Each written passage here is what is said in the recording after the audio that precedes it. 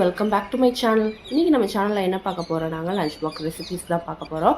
So morning சின்ன routine மாதிரி நம்ம ஆரம்பித்து நம்ம வந்து லஞ்ச் பாக்ஸ் ரெசிபீஸ் பண்ணிடுவோம். அதுக்கு ஒரு கப் வந்து ரைஸ் எடுத்துக்கிட்டேன். அரை கப் அளவுக்கு துவரம்பருப்பு எடுத்து ஊற வச்சுருக்காங்க. இந்த ஊறுற டைமில் நம்ம வந்து காஃபி போட்டுக்கலாம், டிகாஷன் ரெடி பண்ணிக்கலாம். ஸோ அது ஊறுற டைமில் நம்ம காஃபி ரெடி பண்ணிவிட்டு காலிஃப்ளவர் ஃப்ரையும் ரெடி பண்ணிடலாம், பாலையும் காய்ச்சிடலாங்க. இப்போ காலிஃப்ளவர் ஃப்ரை பண்ண போகிறோம். அது கடாய் சூடானோட தேவையான அளவு எண்ணெய் ஊற்றிக்கோங்க. அரை டேபிள் ஸ்பூன் அளவுக்கு சோம்பு, அரை டேபிள் ஸ்பூன் அளவுக்கு ஜிஞ்சர் கார்லிக் பேஸ்ட் போட்டு நல்லா வதக்கிக்கோங்க. இப்போ வதங்கின உடனே கொஞ்சமாக கருவேப்பிலை சேர்த்திக்கலாம். ஒரு மீடியம் சைஸ் வெங்காயம் நீட்டமாக நறுக்கி வச்சுருக்கேங்க, அதையும் சேர்த்திக்கிறேன். வெங்காயம் நல்லா வதங்கி வரட்டுங்க. வெங்காயம் நல்லா வதங்கி வந்த உடனே நம்ம வந்து காலிஃப்ளவர் வந்து ஆட் பண்ணிக்கலாம். காலிஃப்ளவர் வந்து நேற்று நைட்டே வந்து காலிஃப்ளவரை வேக வச்சுட்டாங்க. அது காலிஃப்ளவர் சின்ன சின்னதாக நறுக்கிட்டு தேவையான அளவு உப்பு போட்டுக்கலாம். அரை டீஸ்பூன் அளவுக்கு மஞ்சத்தூள் சேர்த்தி பொங்குற அளவுக்கு தண்ணி ஊற்றி 5 நிமிஷம் கொதிக்க விட்டு எடுத்து ஃபில்ட்ரு பண்ணி ஃப்ரிட்ஜில் வச்சுட்டாங்க. ஸோ அதை தான் வந்து இன்றைக்கி வந்து நான் யூஸ் பண்ணிக்கிறேன்.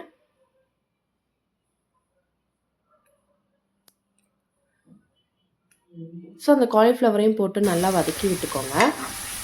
இப்போ இதுக்கு தேவையான அளவு 1 டீஸ்பூன் அளவுக்கு காஷ்மீரி சில்லி பவுடர் சேர்த்திக்கோங்க, 1 டீஸ்பூன் அளவுக்கு சில்லி பவுடர் சேர்த்திக்கோங்க, அரை டீஸ்பூன் அளவுக்கு கரம் மசாலா, 1/4 டீஸ்பூன் அளவுக்கு நீங்கள் வந்து பெப்பர் சேர்த்துக்கோங்க. பெப்பர் சேர்த்து நல்லா வதக்கி விட்டுக்கோங்க. எல்லா பக்கமும் அந்த மசாலா பிடிக்கிற மாதிரி நல்லா வதக்கி விட்டுக்கலாம். இப்போ இதை மூடி வச்சு 5 நிமிஷம் வந்து லோ ஃப்ளேமில் குக் பண்ணிக்கலாங்க. குக்காகி வர டைமில் நம்ம வந்து காஃபி போட்டு குடிக்கலாம்.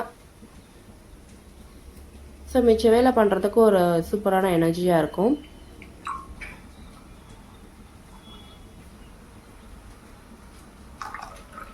ஸோ அது 5 நிமிஷம் குக்காகி வரதுக்குள்ளே நம்ம வந்து இந்த காஃபி குடிச்சு முடிச்சுட்டு வந்துடலாம். இதுக்கப்புறம் நம்ம வந்து சாம்பார் சாதம் செய்யணுங்க.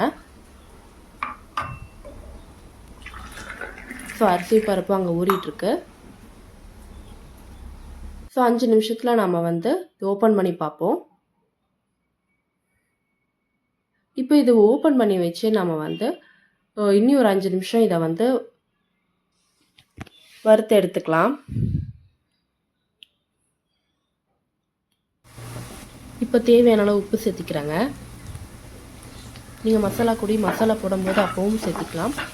நான் அப்போ மறந்துட்டேன், ஸோ நான் இப்போ சேர்த்திக்கிறேன். ஸோ இப்படியே போதும்னா நீங்கள் வந்து இதை இறக்கி வச்சிடலாம். இல்லை இன்னும் கொஞ்சம் ஃப்ரை ஆகி வரணுன்னா இன்னும் ஒரு 5 நிமிஷம் வந்து இதை லோ ஃப்ளேம்லேயே நீங்கள் வந்து குக் பண்ணிக்கோங்க.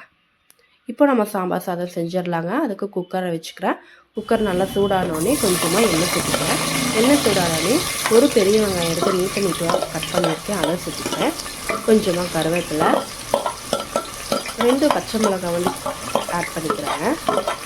இப்போ இந்த வெங்காயம் நல்லா வதங்கி வர வரைக்கும் வதக்கிக்கலாம்.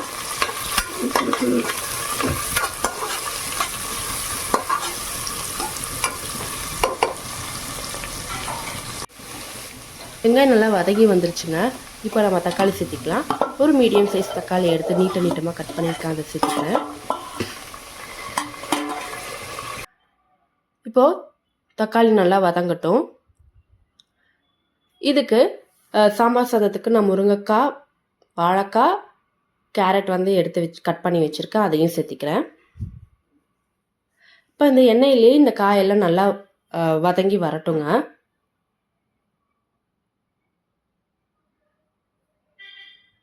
இதுக்கு தேவையான அளவு உப்பு, கொஞ்சம் பெருங்காயத்தூள், 1/4 டீஸ்பூன் அளவுக்கு மஞ்சத்தூள், 2 டேபிள் ஸ்பூன் அளவுக்கு சாம்பார் பவுடர் ஆட் பண்ணி நல்லா வதக்கி விட்டுக்கோங்க. சின்ன நெல்லிக்காய் சைஸுக்கு புளி எடுத்து கரைச்சி வச்சுருக்கேன், அதையும் சேர்த்திக்கிறேன். இதெல்லாம் சேர்ந்து ஒரு கொதி வரட்டும். கொதி வந்தோடனே கொஞ்சம் நாட்டு சக்கரை ஆட் பண்ணிக்கோங்க, இல்லை வெல்லம் இருந்தாலும் ஆட் பண்ணிக்கலாம். இப்போ ஊற வச்சு அரிசியும் பருப்பும் சேர்த்து இதோட நல்லா மிக்ஸ் பண்ணிக்கோங்க. இப்போ இதுக்கு அளவு தண்ணி என்னென்னா, அரிசி 1 கப்புக்கு 3 கப்பு, அதே கப்பில் 3 கப் தண்ணி எடுத்திருக்கேன்.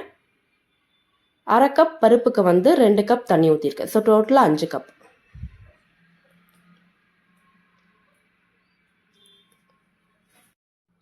இப்போது இதுக்கு உப்பு கரெக்டாக இருக்குன்னு பார்த்துக்கோங்க. ஒரு கொதி வரட்டுங்க. இது நல்லா கொதி வந்த உடனே நம்ம குக்கரை மூடிக்கலாம். 5 விசில் விட்டுக்கோங்க.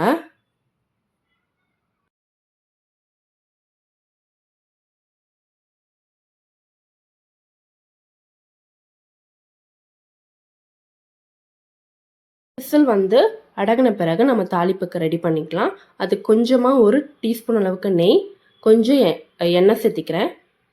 1 டீஸ்பூன் அளவுக்கு கடுகு, 1 டீஸ்பூன் அளவுக்கு சீரகம், 2 வரமிளகாய், கொஞ்சம் கருவேப்பிலை போட்டு தாளிப்புக்கு ரெடி பண்ணிட்டேங்க. பாருங்கள், சாம்பார் சாதம் ரெடி ஆயிடுச்சு. இப்போ இந்த கரண்டி வச்சு நீங்கள் அதை நல்லா குழச்சி விட்டுக்கலாம்.